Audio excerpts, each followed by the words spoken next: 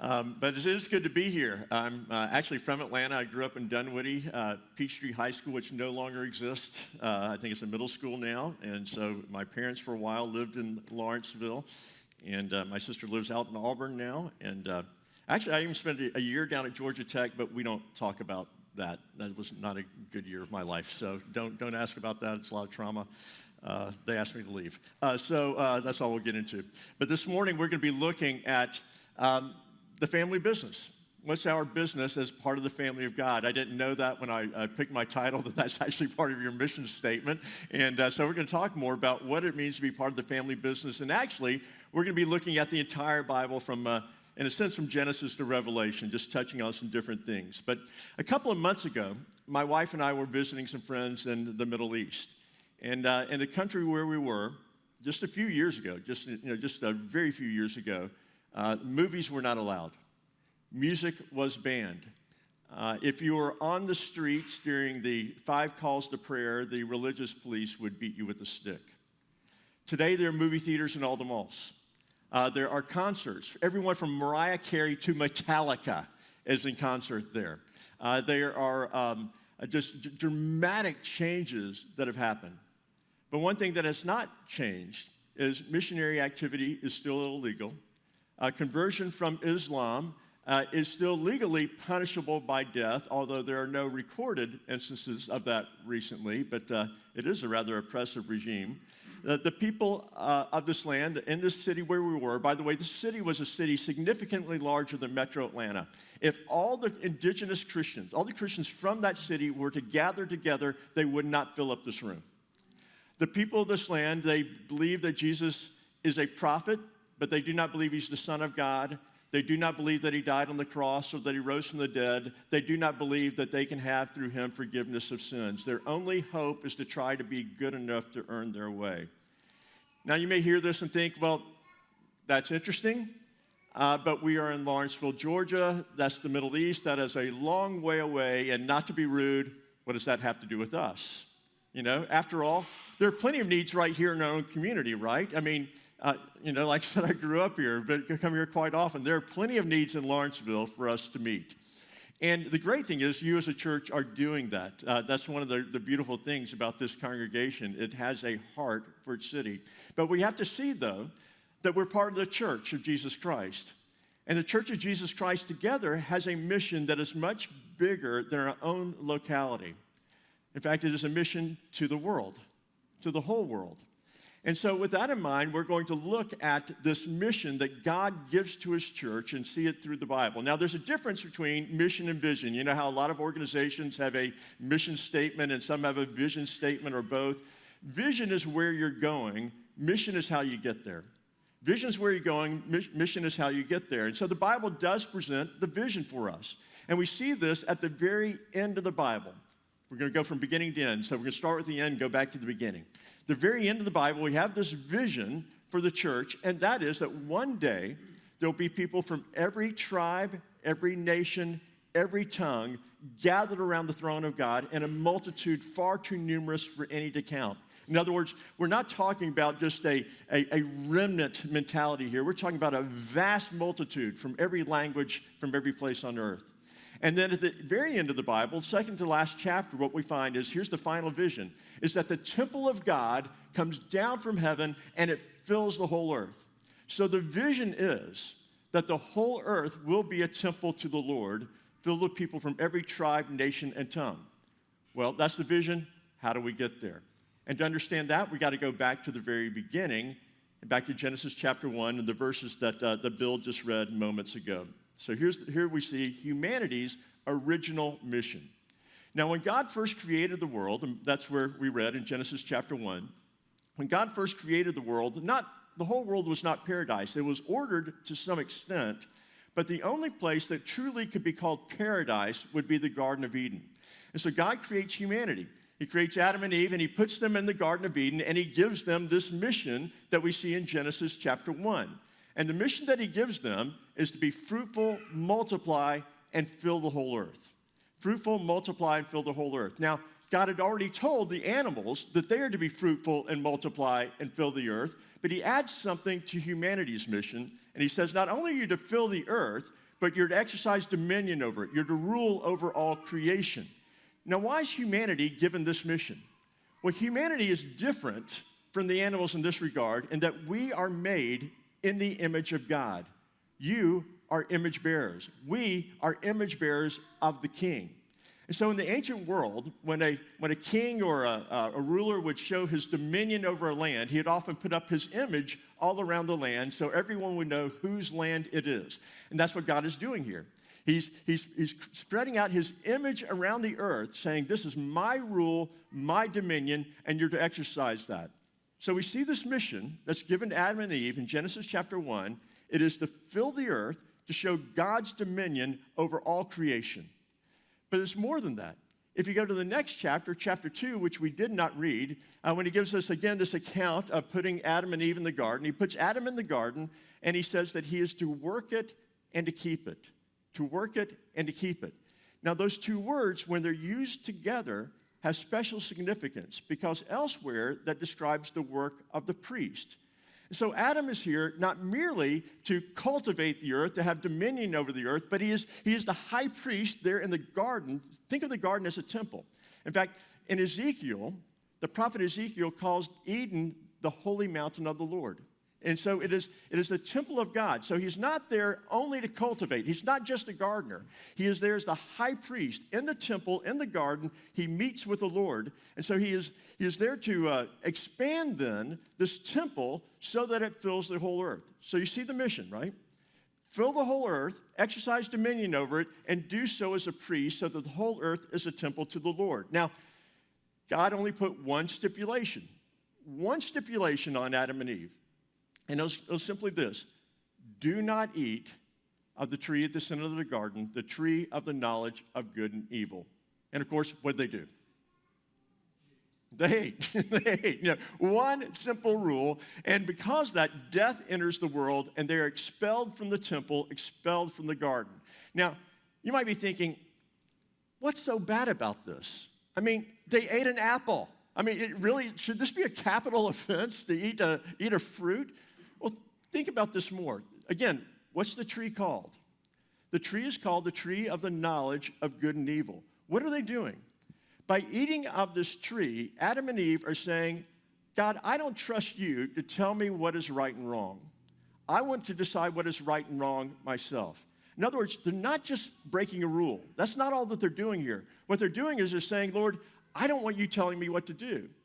And not only are they saying, I don't want you to tell me what to do, what they're saying is, I don't trust you.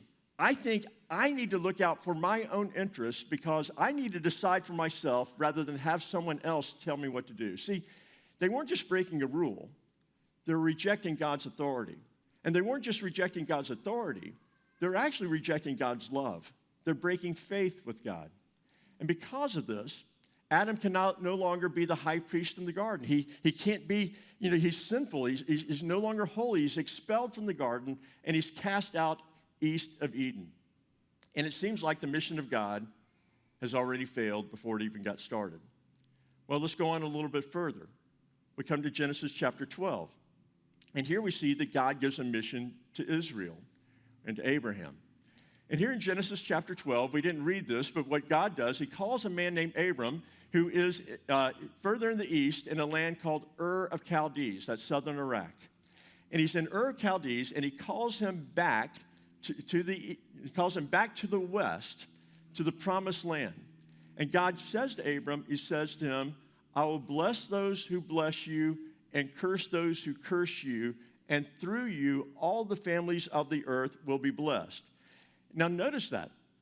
God chooses Abraham, and he chooses to bless his descendants, but he doesn't just choose to bless them. He says, through you, all the families of the earth shall be blessed. Now, notice the similarities, by the way, with Adam. He says to Adam, be fruitful, multiply, fill the earth. He says to Abram, he changes his name to Abraham, you will be the father of many nations.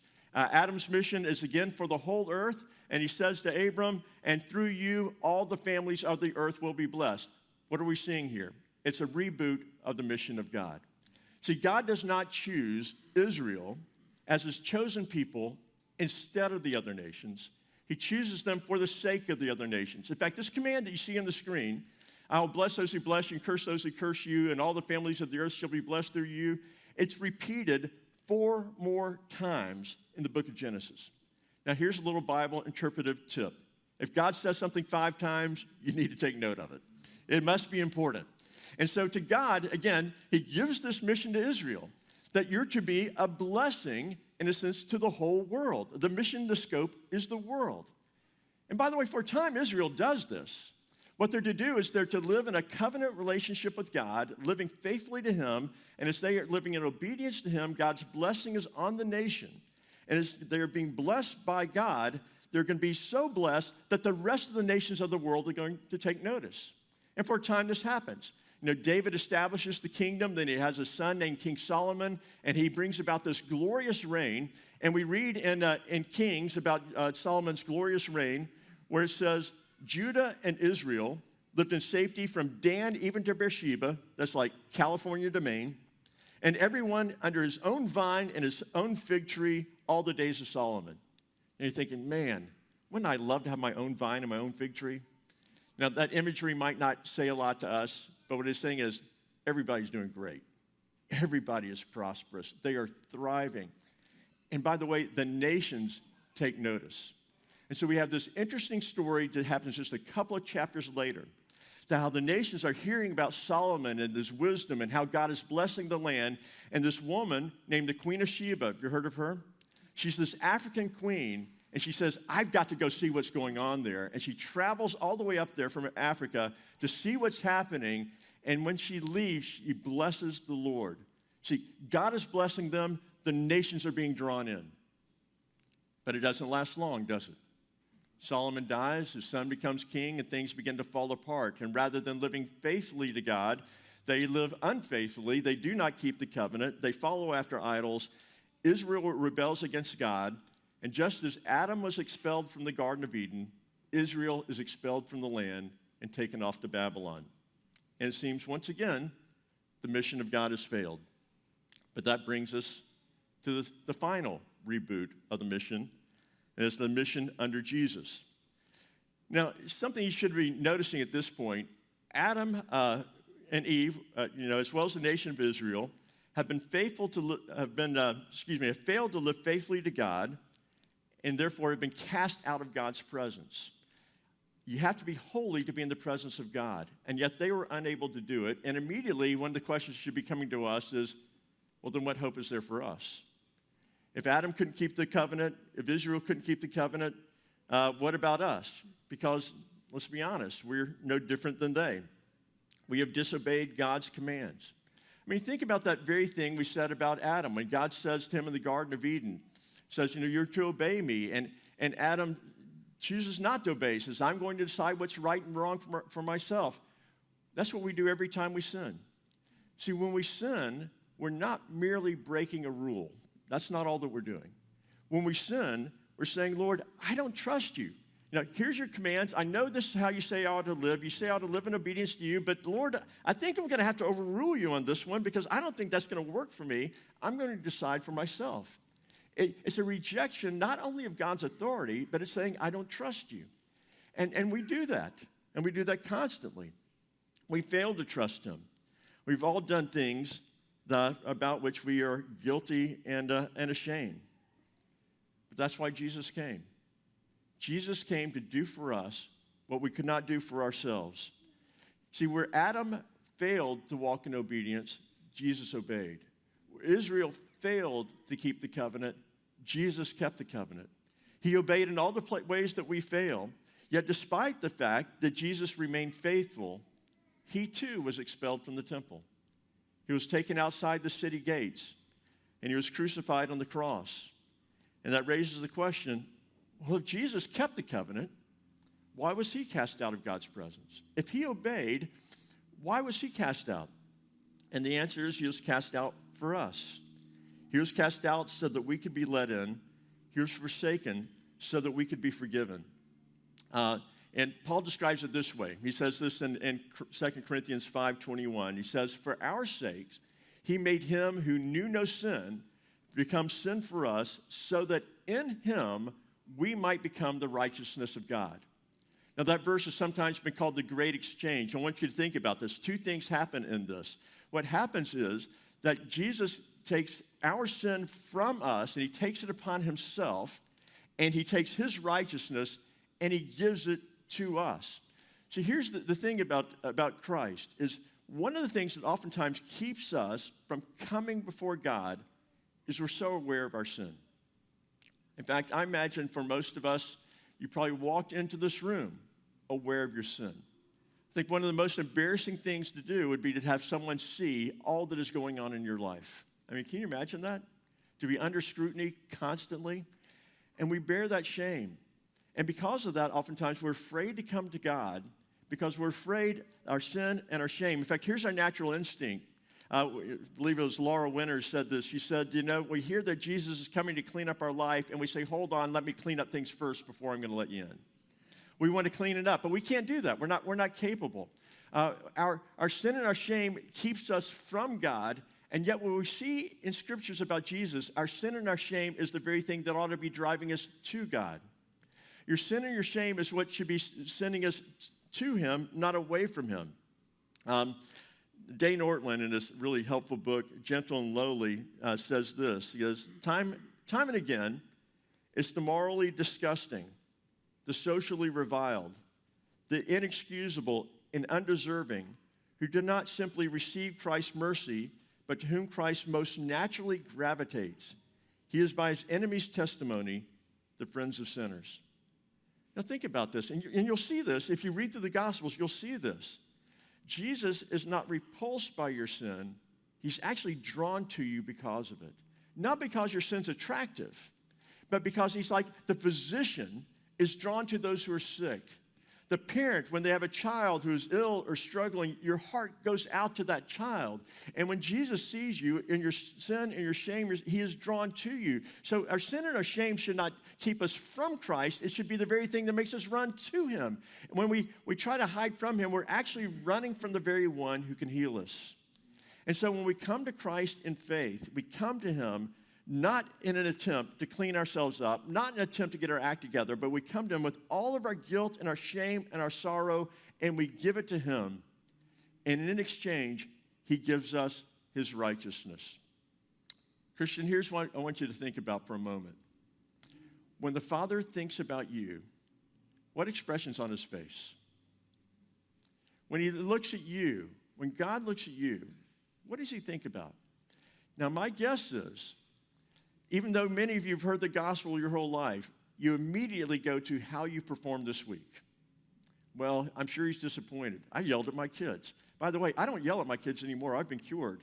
They're all grown and they moved out. And so it's no longer a struggle. It's, my temper is gone. It's amazing. I've been healed. But even, you think about the thoughts you've had, the anger, the resentment, the lust, and you think, well, in fact, I've thought this. I can't pray right now because I'm just too sinful. And what are you doing? You're coming to God on the basis of your works. But instead, what we do is we come to him with our sin, and our sin is laid on him, and he gives us his righteousness. So what does the gospel say then about how Jesus thinks about you? How the Father thinks about you? The Father looks at you, and he sees you robed in the righteousness of Christ. I've been a minister for a long time. I've done a lot of weddings. Did one just a couple of weeks ago. And I think as a minister, I have the best seat in the house, or best place in the house. I get to stand right here next to the groom, and we get to look at the back, and I get to see the bride come in. And I get to see the groom see the bride come in. And every time, reaction's always the same. I've never seen an ugly bride. Some grooms, but brides, never. Never an ugly bride. And every time I'll always look at the groom and I'll see his face and it'll light up and he's thinking, I can't believe she's marrying me. And I'll look at him and go, I can't believe she's marrying you. We're just stunned. He's just looking at her and he's going, wow. This is the gospel truth. When the Father looks at you, for those who are in Christ, he says, wow. Wow, because you've been given the righteousness of Christ. So that's who we are now. And so now we can go into the temple of God. We do not have to worry about being expelled. We don't have to worry about being cast out because Jesus was cast out for us. And so now that we don't have to worry about being cast out, we're part of the temple, and then we're part of what he's doing. Then Jesus comes to us, and then he gives the church the mission. And here we see the mission of the church. Jesus died. He's risen again from the dead. He's preparing to ascend into heaven. And there in Matthew 28, he says this to the church. He says, all authority has been given to me. Therefore, go and make disciples of all nations, baptizing them in the name of the Father and of the Son and of the Holy Spirit, teaching them to obey everything I've commanded you. See, Jesus gives us this mission not to do something out of duty, but because we've been loved. I mean, we know grace, we know forgiveness, and so we want the world to know about this. And we also desire for him to receive glory. So he gives us this mission. Now notice the mission again. The mission of the church is not to make disciples. That's not the mission.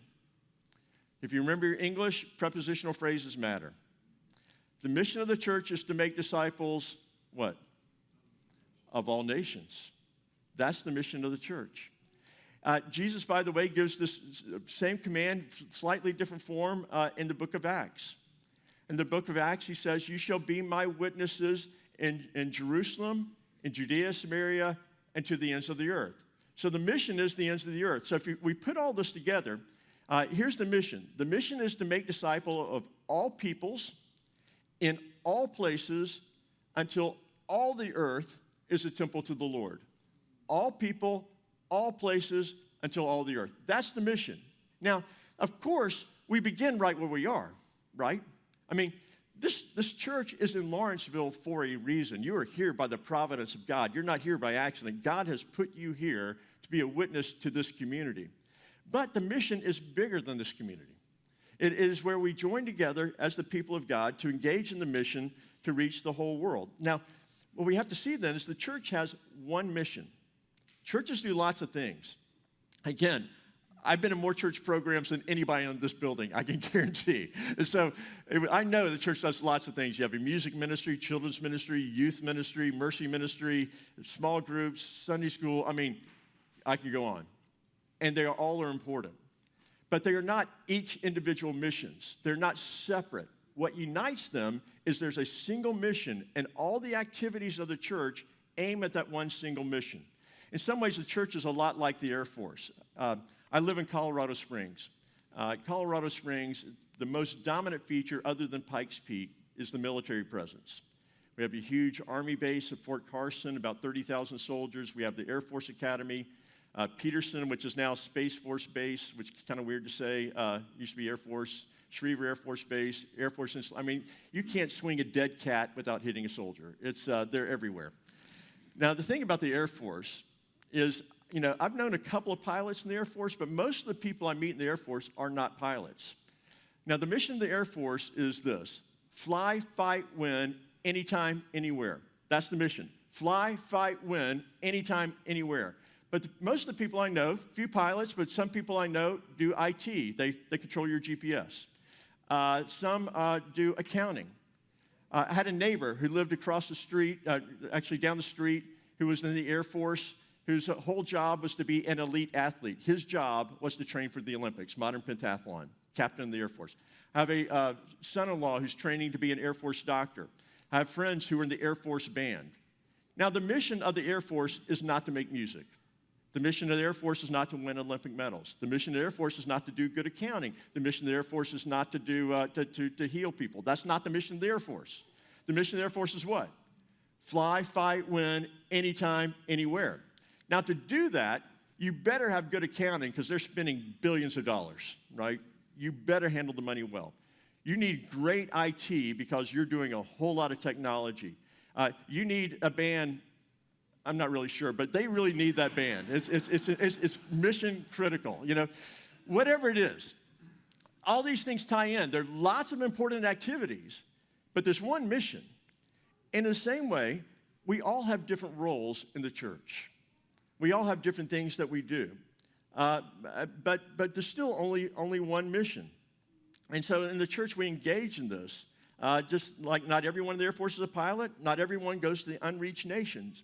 Yet still, as a church, as the people of God, our mission is to go to the whole earth. And until the whole earth is a temple to the Lord, until that vision is fulfilled, the mission is not complete. Now, for some, that does mean going. For some, that does mean going. And it could be some of you. Now, I know some of you are thinking, well, I don't feel called, and I want to challenge this a bit. How do you know you're not called? Have you ever considered it? Have you ever prayed about it? You know, as you might not know this, but you're in a Presbyterian church. One of our thoughts about calling is this, that every job is a calling from the Lord. And my guess is if you're, an IT professional in the United States, it's not like the Holy Spirit showed up and said, I think you should be an IT professional in the United States. You looked at your gifting and you looked at opportunities. Well, could it be that you could be called to missions, but you've never actually prayed about it? You've never actually considered it? You've never looked into it? Some of us are called. Our biggest challenge right now is there are not enough workers for the work that needs to be done. Number one challenge above all else. Now, for most of us, though, you probably are not called to go overseas, but you are called to be engaged in the mission. And we're to do it by giving generously, by praying and supporting, and by encouraging. And for most of us, that is our job. But we're all called to be a part. The work of mission is not the work of missionaries. It's the work of the church. Now, I'm going to challenge you to pray a simple prayer, and I've had people tell me they would not pray this prayer. So here's the prayer. See if you can pray this. Lord, I will go wherever you want me to go. I will give whatever you want me to give. I'll do whatever you want me to do. Lord, I'll go wherever you want me to go. I'll give whatever you want me to give. I'll do whatever you want me to do. I had a woman tell me, she says, I'm not praying that because God might make me go someplace I don't want to go. You know? I'm not going to say, God, use me, because God might use me. Who wants to be used, right? I mean, use sounds exploitive. Isn't that what God is like? It's not what our Father is like. Is God looking at there in heaven and go, oh, let me find an opportunity to exploit my children? Jesus died for you. Jesus loves you. Jesus said this, if a son were to ask his father for fish, would you give him a snake? If he asked his father for a loaf of bread, would you give him a rock? And if you, being evil, know how to give good gifts to your children, how much more does your heavenly Father give good gifts to those who ask? Do you trust God? And if you trust God, then you can say, okay, Lord, I'm shaking and I'm scared, but I will go wherever you want me to go because I think you love me. I will give whatever you want me to give because I know you love me. I will do whatever you want me to do because I believe you love me and I trust you.